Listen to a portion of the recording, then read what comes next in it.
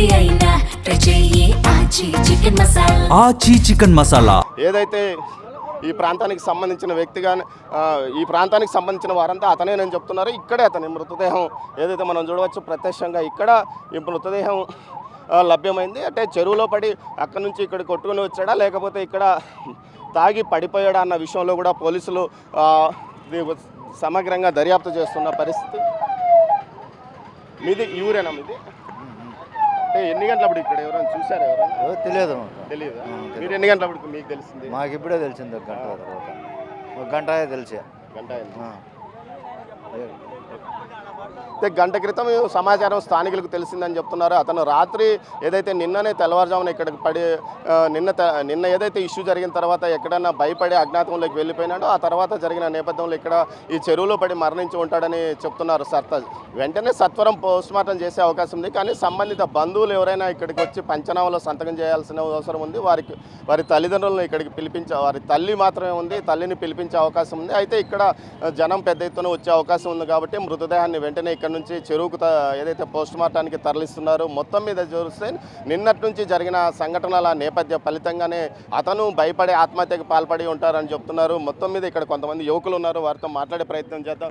చెప్పండి, అతను కులవర్ధనే అనుకుంటున్నారు? మాకు తెలియదు సార్. మీది ఈ ఊరేనా? మాది ఊరే. ఎన్ని గంటలకు తెలిసింది మీకు? ఇప్పుడే సార్ 7 గంటలకు తెలిసింది. రాత్రే పడిపోయి ఉంటాడా? ఏమో సార్ తెలియదు. నైట్ అయితే లేదు. నైట్ లేదు. నైటు మృతదేహం లేదని తెల్లవారుజామునే అతను పడి ఉండే అవకాశం ఉంటుందని కూడా అంటున్నారు. మొత్తం మీద చూస్తే ఒక అమ్మాయిని అతి కిరాతకంగా అత్యాచారం చేసి 7 సంవత్సరాల బాలికను అత్యాచారం చేసి ఆ తర్వాత అతను ఆత్మహత్యకు పాల్పడ్డాడు అన్న కోణంలో ఉంటారు. ఏదైతే నిన్న అమ్మాయిని మొన్న సాయంత్రం అతను 4:30 గంటల సమయంలో అమ్మాయిని ఇంట్లోకి తీసుకెళ్లాడు, ఆ అమ్మాయిని అత్యాచారం చేశాడు. ఆ తర్వాత ఇంట్లో ఉన్న నీటి డ్రమ్ములో అమ్మాయిని గొంతు వరకు ఏదైతే నీటిలో ఉన్న డ్రమ్ములో ఏదైతే ముంచివేయడంతో ఆ అమ్మాయి చనిపోయిన నేపథ్యంలో అతను కూడా నీటిలో పడి చనిపోవడము కొంత సమన్యాయం జరిగిందా అన్న కోణంలో కూడా స్థానికులు చర్చించుకుంటున్న పరిస్థితి.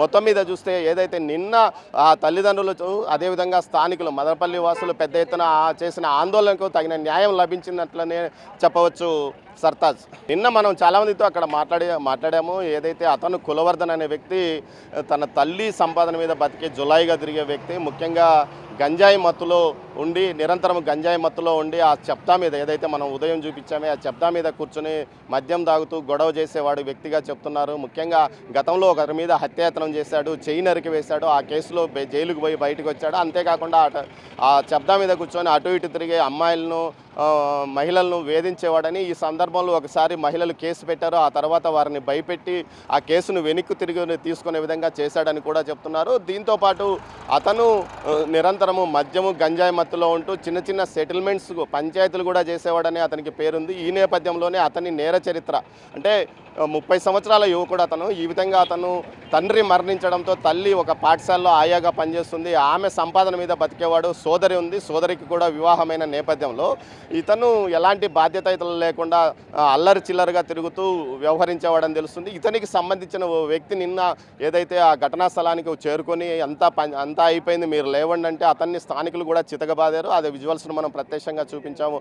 మొత్తం మీద జరిగిన ఘటనల నేపథ్యంలో పక్కాగా ఇతను క్రిమినల్ అని తెలుస్తుంది. అయితే ఇతనికి తండ్రి లేకపోవడంతో తల్లిని పట్టించుకోకుండా తల్లి అతన్ని పోషణకు అవసరమైన డబ్బులు ఇవ్వడంతో పాటు అక్కడ స్థానికంగా చిల్లర మల్ల బ్యాచ్లతో తిరుగుతూ అతను రౌడీజం చేసేవాడిగా ఆ పేరుంది. ముఖ్యంగా ఏదైతే మదనపల్లిలోని కొన్ని ఏరియాల్లో పెద్ద ఎత్తున గంజాయి కొంతకాలంగా అంటే ఒక 10 సంవత్సరాలుగా గంజాయి దందా పెద్ద ఎత్తున నడుస్తుంది. ఈ నేపథ్యంలో అతను సప్లయర్గా ఉన్నాడా లేకపోతే అతను సేవించేవాడా అన్న కోణంలో కూడా పోలీసులు దర్యాప్తు నిన్నటి నుంచి చేస్తున్న పరిస్థితి. మొత్తం మీద అయితే నిన్న జరిగిన ప్రజాగ్రహానికి అతను భయపడ్డాడు. అదేవిధంగా పోలీసు ఉన్నతాధికారులు కూడా సీరియస్గా వ్యవహరించడంతో అతను ఏదైతే భయపడి చెరువులో దూకి ఆత్మహత్య చేసుకున్నాడని అంటున్నారు సర్తాజ్.